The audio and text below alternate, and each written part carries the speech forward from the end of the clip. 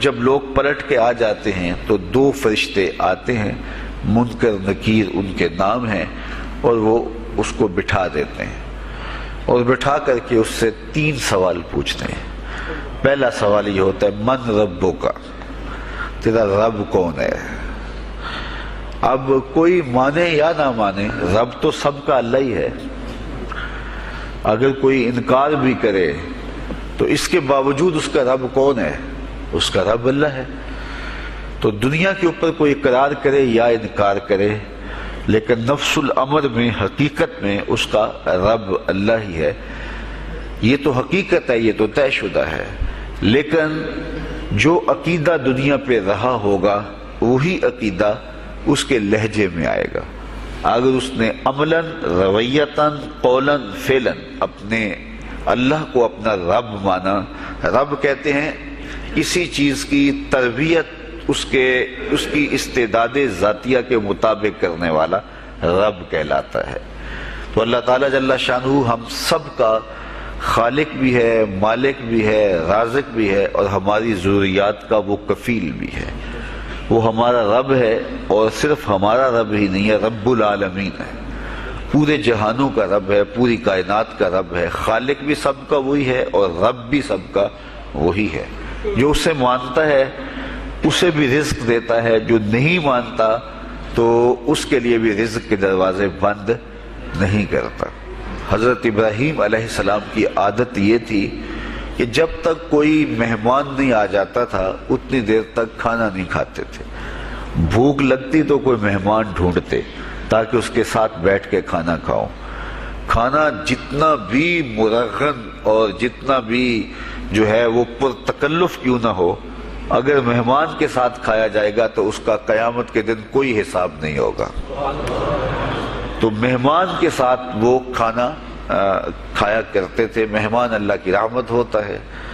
اچھا، وہ ایک دن مہمان ڈھونڈنے نکلے تو ایک بوڑھا شخص ملا تو اسے اپنے ساتھ گھر میں لے آئے، بٹھایا دسترخوان پہ۔ جب کھانے کا وقت آیا تو کہا کہ اللہ کے نام سے شروع کرو۔ اس نے کہا میں تو اللہ کا نام نہیں لوں گا، میں تو بتوں کا پجاری ہوں، بتوں کو پوجنے والا ہوں۔ حضرت ابراہیم علیہ السلام نے کہا کہ تیرے ساتھ میرا تعلق کوئی کاروباری، کوئی ذاتی، کوئی اور تو ہے نہیں، میں رب کے لیے ہی تو تجھے کھلا رہا ہوں، اور اگر تو رب کا نام ہی نہیں لے گا تو پھر میرا تیرا رشتہ کیا باقی بچتا ہے؟ اس نے کہا میں چند لقموں کے لیے اپنے بتوں سے بے وفائی نہیں کر سکتا۔ وہ غالب نے کہا تھا نا کہ وفاداری بشرط استواری اصل ایمان ہے، مرے بت خانے میں تو کعبے میں گاڑو برہمن کو۔ اس نے اپنے انداز میں ایک بات کی تھی کہ وفاداری بڑی چیز ہوتی ہے، تو اس نے بتوں سے وفاداری کا بھرم رکھا۔ اس نے کہا کہ میں چند لقموں کے لیے جو ہے وہ تیرے رب کا نام لوں اور اپنے معبودان کا نام چھوڑ دوں، یہ نہیں ہو سکتا۔ آج تو لوگ چائے کی پیالی پہ دین بیچ رہے ہیں، کیا آج ممبر و محراب فروخت نہیں ہو رہے؟ لیکن اس بوڑھے شخص نے کہا کہ میں چند لقموں کے لیے، چند ٹکڑوں کے لیے میں اپنے بتوں سے بے وفائی نہیں کر سکتا۔ حضرت ابراہیم نے کہا تو اگر بتوں کے ساتھ اتنی محبت رکھتا ہے تو پھر میں بھی رب کے نام کے علاوہ تجھے دینے پہ آمادہ نہیں ہوں۔ وہ دسترخوان سے اٹھ کے چلا گیا۔ وہ چلا گیا تو جبریل امین حاضر خدمت ہوئے، رب کا سلام دیا۔ اے ابراہیم، رب سلام دیتا ہے اور فرماتا ہے تو نے آج میرا ایک بندہ ناراض کر دیا۔ یا اللہ، وہ تیرا بندہ تھا، اس کو تو تیرا نام لینا بھی گوارا نہیں تھا۔ کہا ابراہیم اس کی عمر کتنی ہوگی؟ یا اللہ 80 سال کے قریب ہوگی۔ کہا اتنا عرصہ ہو گیا میں اس کو رزق دے رہا ہوں، تو ایک دن نہیں کھلا سکا۔ اب ابراہیم علیہ السلام اس کو ڈھونڈنے نکلے ہیں۔ وہ کسی پہاڑ پہ چڑھ رہا تھا، دور سے آواز دیو میاں آ جاؤ، کھانا ٹھنڈا ہو رہا ہے۔ اس نے کہا تم تو بڑے سخت تھے، لہجے میں، رویے میں تبدیلی کیسے آ گئی؟ کہا کہ اسی رب کا پیغام آیا ہے کہ مجھے اتنا عرصہ ہوا اسے کھلاتے ہوئے، وہ مجھے نہیں بھی مانتا تھا، پھر بھی میں اس کی ضروریات کو پورا کرتا رہا ہوں، اور تم ایک دن نہیں دے سکے، تو آؤ کھانا ٹھنڈا ہو رہا ہے۔ کہا تیرے رب کا نام نہیں لوں گا۔ کہا نہ لینا. کہا اتنی تبدیلی؟ کہا اسی رب کا سندیس آیا ہے، اسی رب کا پیغام آیا ہے. کہا پھر کھانا بعد میں کھاؤں گا، پہلے اپنے رب کا مجھے غلام بنا لے. تو کوئی مانے اس کو بھی دیتا ہے، کوئی نہ مانے اس کو بھی دیتا ہے، بلکہ دنیا کے اوپر کافروں کو زیادہ دیتا ہے. ایک روایت میں آتا ہے کہ اگر اہل ایمان کی دلجوئی کا لحاظ نہ ہو تو کافروں کے گھروں کی سیڑھیاں سونے اور چاندی کی ہوں، لیکن یہ کہیں گے ہمیں تو مار ہی دیا ہے. اور اقبال نے کہا تھا نا کہ کافر کو دیے حور و قصور اور مومن کے لیے فقط وعدہ حور. تو اس لیے ان کی دلجوئی ہے، ورنہ کافروں کو اتنا دور، چونکہ ان کا حصہ آخرت میں نہیں ہے، ان کا حصہ صرف دنیا ہے. دنیا پہ عیش کریں، دنیا پہ عیش و عشرت کی زندگی گزارے، دنیا ہی دنیا، آخرت میں ان کا کوئی حصہ نہیں. اور مومن کا آخرت میں حصہ ہے. اور دنیا کے اوپر جو تکلیفیں آتی ہیں ان تکلیفوں کا بدلہ اس کو قیامت کے دن دیا جائے گا. بلکہ صحیح حدیث میں آتا ہے کہ جب اہل بلا کو ان پر آنے والی مصیبتوں کا صلہ دیا جائے گا تو لوگ آرزو کریں گے کاش ہمارے بدن کو لوہے کی کینچیوں سے کاٹ دیا ہوتا. اور دنیا کے اوپر ہمیں بھی تکلیفیں، اذیتیں، آلام و مصائب آئے ہوتے. تو مومن جب اللہ کی طرف سے آنے والی کسی تکلیف کو خندہ پیشانی کے ساتھ قبول کرتا ہے اور اس پہ راضی رہتا ہے اور صبر کا دامن ہاتھ سے نہیں چھوڑتا، واویلا نہیں بچاتا، جزا فضا نہیں کرتا، تو اللہ تعالیٰ نے اس کے لیے اجر رکھا ہے. بلکہ رسول کریم نے ارشاد فرمایا مومن کے پاؤں میں جو کانٹا چبھے تو اللہ اس کا بھی مومن کو قیامت کے دن اجر عطا فرمائے گا. تو مومن کی زندگی جو ہے وہ بڑی خوبصورت زندگی ہے. تو دنیا کے اوپر جو اسے مانتا ہے اللہ اسے بھی عطا کرتا ہے، جو اس کا انکار کرتا ہے اللہ اسے بھی عطا کرتا ہے. اس لیے کہ اس کی شان ہے کہ وہ رب ہے اور وہ سب کا لحاظ کرتا ہے اور سب کی ضروریات کو پورا کرتا ہے. پھر ہر شخص کی ضروریات الگ الگ ہیں. میری ضرورت الگ ہے، آپ کی کوئی اور ضرورت ہوگی، اور سب کی ضرورت کا اس نے لحاظ رکھا ہوا ہے. پھر بہائم کی، چوپایوں کی، حشرات الارض کی، پرندوں کی مختلف ضروریات ہیں. اڑنے والوں پرندوں کی ضروریات الگ ہے، پانی کے جانوروں کی ضروریات الگ ہیں، اس طرح حشرات الارض کی ضروریات الگ ہیں اور درندوں کی ضروریات الگ ہیں. یہاں تو ہم ایک آدھ کلو گوشت ہو تو گھر کے سارے افراد اس سے گزارا کر لیتے ہیں، لیکن شیر کو اور چیتے کو جو ہے وہ منوں کے حساب سے روزانہ چاہیے. رب ان کو روزانہ فراہم کرتا ہے. یہ پنساری کے پاس جائیں، اگر آپ کو ڈاکٹر یا حکیم لکھ دے کہ یہ آپ کو خالص سچے موتی چاہیے، اس کی کوئی چیز آپ کو بنا کے دیں گے تو آپ ہزاروں لاکھوں روپے خرچ کرتے ہیں، پھر بھی بعض کا اعتماد نہیں ہوتا کہ یہ بالکل 1 نمبر ہے یا 2 نمبر. تو رتی ماشی اور تولوں کے اندر آپ ان کو خریدتے ہیں اور وہ بھی آپ کو گمان ہوتا ہے کہ پتہ نہیں خالص ہیں یا ناخالص. لیکن دنیا کے اوپر لاکھوں کروڑوں پرندے پائے جاتے ہیں، جانور پائے جاتے ہیں، ہنس، اور وہ کھاتا ہی سچے موتی ہے. صبح کو بھی، شام کو بھی، دوپہر کو بھی اللہ سب کو پیٹ بھر کے کھانے کے لیے عطا فرماتا ہے. تو جس کی جو ضرورت ہے وہ رب ہے، اس ضرورت کو پورا کرتا ہے. تو ہم اگر اللہ تعالیٰ کو رب مان لیں حقیقی معنوں کے اندر تو ہماری زندگی کی پریشانیاں، ہماری زندگی کے دکھ مٹ جاتے ہیں. مصیبتیں اس وقت آتی ہیں اور اس وقت پریشانی لگی رہتی ہے، دھڑکا لگا رہتا ہے کہ جب انسان جو ہے وہ سمجھتا ہے کہ میں ہی جو ہے وہ کچھ کرنے والا ہوں. وَمَا مِن دَابَّةٍ فِي الْأَرْضِ إِلَّا عَلَى اللَّهِ رِزْقُهَا، زمین پر چلنے والی، ریگنے والی کوئی چیز نہیں جس کا رزق اللہ کے ذمہ کرم پہ نہ ہو. تو جب انسان اس عقیدے کو اپنی روح میں، اپنے باطن میں اتار لیتا ہے تو پھر اس کی زندگی سوکھی ہو جاتی ہے کہ وہ میرا خالق بھی ہے اور وہ میرا رب بھی ہے.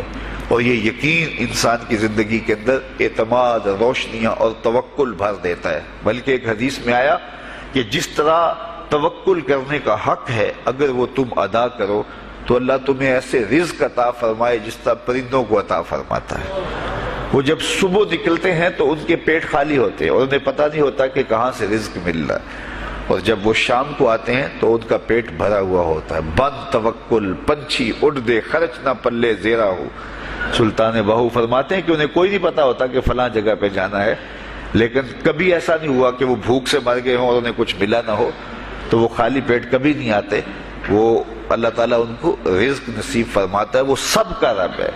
تو اگر ہم اپنے رویے سے، اپنے عمل سے، اپنے عقیدے سے واقعی اللہ کو رب مانتے ہیں، تو پھر قبر میں جب سوال ہوگا من ربو کا، تیرا رب کون ہے، تو پھر کبھی بھی جواب دیتے جھجک محسوس نہیں ہوگی. بندہ عرض کرے گا رب اللہ، میرا رب اللہ ہے اور میں اسی کو اپنا رب مانتا ہوں. میری ضروریات کی کفالت بھی اسی کے ذمہ کرم پہ، اور میرا تیقن، میرا یقین کہ وہ میرا رب ہے. یہ پہلا سوال ہوگا. دوسرا سوال قبر میں ہوگا، اور وہ یہ ہوگا کہ ما دینوں کا، تیرا دین کون سا ہے. مختلف ادیان دنیا کے اوپر موجود ہیں، لیکن اسلام کے بعد اب کسی اور دین کو قبول نہیں کیا جائے گا. ارشاد فرمایا کہ اللہ تعالیٰ اسلام کے علاوہ کسی اور دین کو قبول نہیں کرے گا. تو یہ اگر میں اپنے عمل سے، اپنے رویے سے، اپنے طرز زندگی سے، اپنے انداز معاشرت سے اسلام کو اپنے اوپر غالب کر لیا، تو پھر قبر میں جواب دیتے ہوئے کوئی جھجک محسوس نہیں ہوگی. بندہ عرض کرے گا کہ دینی الاسلام، میرا دین اسلام ہے، میرا طرز زندگی، میرا انداز معاشرت، میرا سبھی کچھ اسلام کی مطابقت میں تھا، اور میں اسی کو اپنا دین مانتا ہوں. صرف زبان سے نہیں، اپنے رویے سے بھی، اپنے طرز زندگی سے بھی، اپنے انداز معاشرت سے بھی. تو یہ جو ہم اسلام کے دائرے میں داخل ہوتے ہیں اور ہم اپنے دین کو اسلام قرار دیتے ہیں، تو دین انسان کی زندگی کے تمام شعبوں پر حاوی ہوتا ہے، اور اس کا طرز زندگی، اس کا انداز معاشرت اس کی مطابقت میں ہونا چاہیے. تو قبر میں یہ سوال پوچھا جائے گا کہ تیرا دین کیا ہے. باوجود کہ اللہ تعالیٰ جل شانہ کو پتہ ہے کہ اس کا دین کیا تھا، اللہ کو پتہ ہے کہ یہ کس کو رب مانتا تھا، لیکن قبر میں یہ سارا سلسلہ ہوگا. اور صحیح حدیث کے اندر ان سوالوں کا تذکرہ آیا ہے کہ یہ سوال پوچھے جائیں گے کہ تیرا دین کیا ہے. اب اس نے اگر اپنا طرز زندگی، اپنا انداز معاشرت اسلام کی مطابقت میں رکھا ہوگا، اور دین کو اس نے دین سمجھا ہوگا، اسلام کو ہی اپنا دین، عملاً، رویتاً، ہر خوشی غمی کے موقع پہ اس نے اسلام کو ہی ترجیح دی ہوگی، تو پھر اس کو کوئی جھجک نہیں ہوگی جواب دیتے ہوئے کہ میرا دین اسلام ہے. میرے شب و روز، میری زندگی کے نشیب و فراز، میری زندگی کی کا ہر گوشہ جو ہے وہ اسلام کی مطابقت میں گزرتا تھا. تو پھر وہ سیدھا سیدھا جواب دے گا دینی الاسلام. اس لیے ہمیں اس سوال کی تیاری بھی کرنی چاہیے کہ ہماری نجی زندگی ہو یا ہماری اجتماعی زندگی ہو، ہماری گھریلو زندگی ہو یا ہماری معاشرتی زندگی ہو، ہماری ذاتی زندگی ہو یا ہماری سیاسی زندگی ہو، ہماری جس طرح کی بھی زندگی کے جو بھی شعبہ جات ہیں، سب میں ہم دین کو غالب کریں. ہم صرف مسلح کے مسلمان نہ بنیں کہ 5 نمازیں پڑھ لیں اور ہم کہتے ہیں مسلمان ہیں، روزے رکھ لیے، تراویح پڑھ لی، اور ہم نے جو ہے وہ زکوٰۃ دے دی اور حج کر لیا، تو اس سے ہم مطمئن ہو گئے کہ ہم مسلمان ہیں. اسلام ایک مکمل اور اکمل اور کامل ضابطہ حیات ہے. اپنے ماننے والوں کو زندگی گزارنے کا پورا اسلوب اور مکمل کامل رہنمائی دیتا ہے. ہم نے ہمسایوں کے ساتھ سلوک کیسے کرنا ہے، یہ ہمیں اسلام بتاتا ہے. ہم نے بیوی کے ساتھ سلوک کیا کرنا ہے، یہ ہمیں اسلام بتاتا ہے. اولاد کی تربیت کیسے کرنی ہے، اسلام کی واضح تعلیمات ہیں. ہم نے سفر کرنا ہے تو انداز سفر کیا ہونا چاہیے، اسلام نے ہمیں بتایا. کاروبار کرنا ہے تو ہم جو ہے وہ کیا کاروبار کو مارکیٹ سے سیکھیں گے یا اللہ اس کے رسول سے سیکھیں گے، تو ہمیں اللہ اس کے رسول نے واضح 2 ٹوک اور سیدھے سیدھے احکام دیے ہیں کہ تم جب کاروبار کرو تو تم جو ہے وہ اس انداز کے ساتھ کاروبار کرو، کم نہیں تولنا، کم نہیں ناپنا، جھوٹی قسم نہیں کھانی، سود نہیں لینا. تو یہ ساری چیزیں، ملاوٹ نہیں کرنا، ایک ایک چیز جو ہے وہ اسلام نے ہمیں فراہم کی ہوئی ہے. تو پورا دین جو ہے جب ہم اختیار کریں گے، ہمارے رویے، ہمارا طرز زندگی، ہمارا انداز معاشرت جب دین اسلام کے مطابق ہوگا تو قبر میں اس سوال کا جواب دینا ہمارے لیے کوئی مشکل نہیں ہوگا۔ اور اگر ہمارا طرز زندگی کچھ اور طرح کا ہوگا تو کیا صرف یہ کہہ دے کہ ہم مسلمان ہیں؟ یہ تو پھر ایک کافر بھی کہہ سکتا ہے کہ میرا دین اسلام ہے، ایک منافق بھی کہہ سکتا ہے کہ میرا دین اسلام ہے، لیکن ایسا نہیں ہوگا۔ جو ہماری کیفیت قلب ہوگی قبر میں اس کا جواب اس کی مطابقت میں آئے گا۔ وہاں یہ دنیا کے معاملے یا دنیا کی یادداشتیں نہیں ہوگی، وہاں کیفیت قلب کے مطابق جواب دیا جائے گا۔ یہ کافر جواب نہیں دے سکے گا کہ میرا رب اللہ ہے، کیونکہ وہ عمل سے، رویے سے اس کو اپنا رب نہیں مانتا ہے، تو حقیقتاً تو اس کا رب اللہ ہے لیکن وہ یہ جواب نہیں دے پائے گا۔ اسی طرح جو شخص اپنے طرز زندگی کے اندر اسلام کو داخل نہیں کر چکا ہے اور اسلام کو اس نے اپنا ہادی رہنما نہیں بنایا ہے تو وہ قبر میں اس سوال کا جواب کیسے دے سکے گا کہ میرا دین اسلام ہے، چونکہ اس کا رویہ، اس کا طرز زندگی اور اس کا انداز معاشرت ایسا نہیں رہا ہوگا۔ اس لیے ہمیں اپنی زندگی کے شب و روز کو اسلامی تعلیمات کے سانچے میں مکمل اور کامل طور پر ڈھالنا ہوگا تاکہ جب قبر میں سوال ہو تو ہم جواب دے سکیں کہ ہمارا دین اسلام ہے۔ تیسرا سوال جس پہ فیصلہ ہو جائے گا اور اس کے بعد قبر میں یا جنت کا دروازہ کھول دیا جائے گا یا جہنم کی کھڑکی کھول دی جائے گی، وہ سوال تیسرا کیا ہوگا؟ اور وہ سوال بھی عقیدے کا ہے، بلکہ بخاری شریف کی ایک روایت کے مطابق 3 سوال نہیں ہوں گے، ایک ہی سوال ہوگا اور وہ یہ تیسرا سوال ہوگا۔ فرشتے پھر پوچھیں گے حضور علیہ الصلوۃ والسلام کے روضہ دور سے اور قبر کے درمیان سے پردے ہٹا دیے جائیں گے اور رسول کریم صلی اللہ علیہ وسلم سامنے ہوں گے اور فرشتہ حضور کی طرف اشارہ کر کے کہے گا ما کنت تقول فی ھذا الرجل، ان کے بارے میں زندگی میں کیا کہا کرتا تھا۔ یہاں یہ نہیں ہے کہ تو نے کیا کہا تھا یا اب کیا کہتا ہے۔ جب مضارع کے اوپر کانا یا جو ہے وہ کانا کے مشتقات داخل ہوں تو پھر وہ ماضی استمراری کا جو ہے وہ معنی دیتا ہے۔ تو ما کنت تقول کا معنی یہ ہے کہ تو کیا کہا کرتا تھا، تیرا لہجہ کیا تھا، تیری زبان کیا تھی، ان کے بارے میں تیری رائے کیا تھی، تو کیا بولا کرتا تھا، کیا کہا کرتا تھا۔ تو یہ حضور علیہ الصلوۃ والسلام سامنے ہوں گے اور یہ سوال پوچھا جائے گا۔ اب ابو جہل سے پوچھا جائے گا ما کنت تقول فی ھذا الرجل، تو وہ کہے گا ہے ہاتھ لا ادری، ہائے افسوس میں نہیں جانتا یہ ہیں کون۔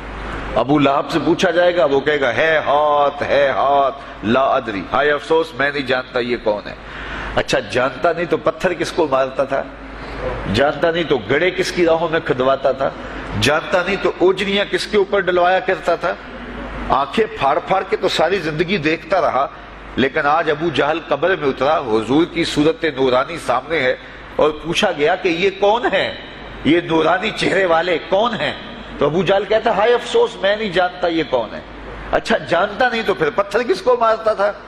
اللہ اکبر۔ اور 14 صدیاں گزرنے کے بعد ایک مومن لحد میں اترتا ہے اور پردے ہٹا دیے جاتے ہیں اور منکر نکیر سوال کرتے ہیں عامر چیمہ بتا یہ کون ہے؟